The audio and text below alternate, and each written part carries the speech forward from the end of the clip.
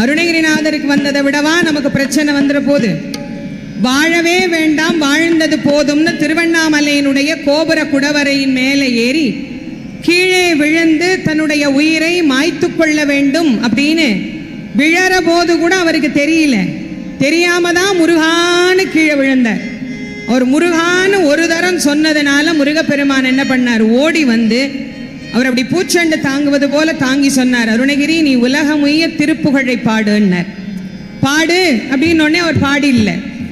பாடுன்னு ஒன்னே சொன்னார். என்ன போய் பாடுங்கிறியே, எனக்கு என்ன சுவாமி தெரியும்? ஏவினை நேர்வழி மாதரை மேவிய ஏதனை மூடனை நெறிப்பேனா ஈனனை வீணனை ஏடு எழுதா முழு ஏழை. சுவாமி நான் பள்ளியினுடைய வெளி மதில் நிழலில் கூட ஒதுங்கி அறியாதவன். மழை பெஞ்சா கூட வாதியார் வீடுனா நுழைய மாட்டேன். ஒன்னும் அறியாத மூடன் என்ன பாடுன்னு. அப்போ அவர் வேலாயுதத்தாலே அவருடைய நாவிலே ஓம்